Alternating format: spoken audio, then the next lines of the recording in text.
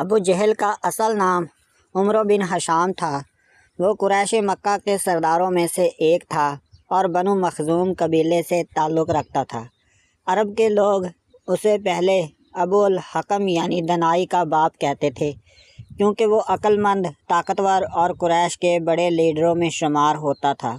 لیکن جب اسلام آیا اور اس نے اسلام کے خلاف سخت دشمنی کی تو رسول اللہ صلی اللہ علیہ وسلم نے اس کا لقب ابو جہل یعنی کہ جہالت کا باپ رکھ دیا، کیونکہ اس نے حق کو پہچاننے کے باوجود انکار کیا اور اسلام کے خلاف کھڑا ہو گیا۔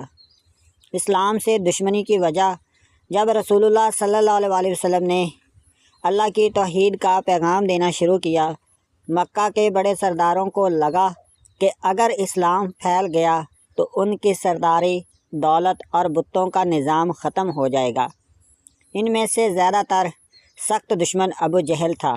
وہ کہتا تھا، ہم کبھی بھی محمد صلی اللہ علیہ وسلم کی بات نہیں مانیں گے۔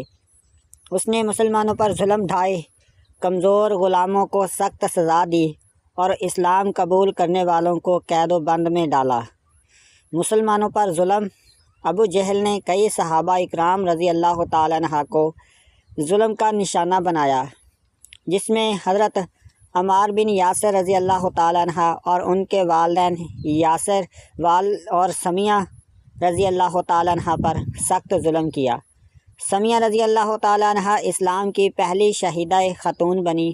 ابو جہل نے ہی انہیں شہید کیا۔ حضرت بلال حبشی رضی اللہ تعالیٰ عنہ کو تپتی ہوئی ریت پر لٹا کر اوپر پتھر رکھوا دیتا تاکہ وہ اسلام چھوڑ دے، لیکن بلال رضی اللہ تعالیٰ عنہ بار بار احد احد کہتے رہتے۔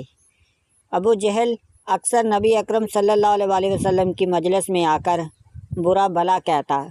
ایک بار اس نے نبی اکرم صلی اللہ علیہ وسلم کی نماز کے دوران اونٹ کی اوجری لا کر آپ صلی اللہ علیہ وسلم کے پیٹھ پر رکھ دی۔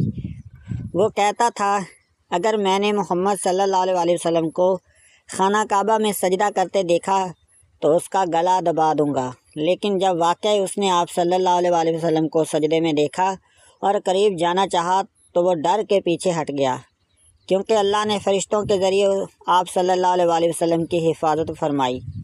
جنگ بدر میں انجام۔ جب رسول اللہ صلی اللہ علیہ وسلم مدینہ ہجرت فرما گئے تو ابو جہل مکہ میں اسلام کے خلاف سازشیں کرتا رہا۔ پھر جب جنگ بدر کا موقع آیا، قریش کی ایک بڑی فوج مسلمانوں کے مقابلے میں نکلی۔ ابو جہل اس فوج کا سردار تھا۔ جنگ کے دن وہ غرور سے کہہ رہا تھا، ہم آج مسلمانوں کو ختم کر دیں گے، پھر میلے لگائیں گے اور خوشی منائیں گے۔ لیکن اللہ کو کچھ اور منظور تھا۔ جنگ بدر میں مسلمانوں کی تعداد صرف 313 تھی، جبکہ کفار 1000 سے بھی زیادہ تھے۔ اس جنگ میں ابو جہل کو 2 کم عمر انصاری صحابہ معاذ اور معوذ رضی اللہ تعالیٰ عنہ نے لڑ کر شدید زخمی کیا۔ پھر حضرت عبداللہ بن مسعود رضی اللہ تعالیٰ عنہ آئے اور اس کا سر تن سے جدا کیا۔ موت کے وقت کے الفاظ۔ جب حضرت ابن مسعود رضی اللہ تعالیٰ عنہ اس کے پاس پہنچے تو ابو جہل ابھی سانس لے رہا تھا۔ انہوں نے اس سے کہا، الحمدللہ جس نے تجھے ذلیل کیا۔ ابو جہل غرور کے ساتھ بولا، مجھے افسوس نہیں کہ میں اپنے قبیلے کا سردار ہو کر مارا گیا، بس محمد صلی اللہ علیہ وسلم کو جا کر بتاؤ کہ تم ایک بڑے آدمی کو مارا ہے۔ یعنی موت کے وقت بھی اس کے دل میں غرور اور ضد باقی تھی۔ وہ ایمان نہ لایا اور جہنم کا ایندھن بن گیا۔ ابو جہل کی پہچان۔ اسے اسلام کا سب سے بڑا دشمن کہا جاتا ہے۔ قرآن میں بھی اس کا ذکر آتا ہے، جسے سورۃ علق میں، کیا تم نے اس کو دیکھا جو بندے کو نماز پڑھنے سے روکتا ہے؟ یہ ابو جہل ہی تھا۔ مسلمانوں کی نظر میں وہ ظلم، ضد اور جہالت کی علامت ہے۔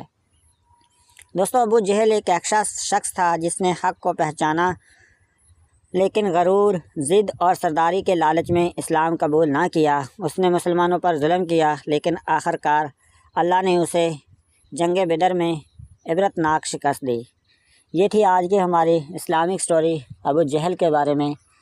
دوستوں مزید اسلامک سٹوری کے لیے ہمارے چینل کو سبسکرائب لازمی کریں، ساتھ بیل نوٹیفیکیشن کو آن رکھیں تاکہ نئی آنے والی اپڈیٹ سب سے پہلے آپ کے پاس پہنچے۔ تھینک یو، اللہ حافظ۔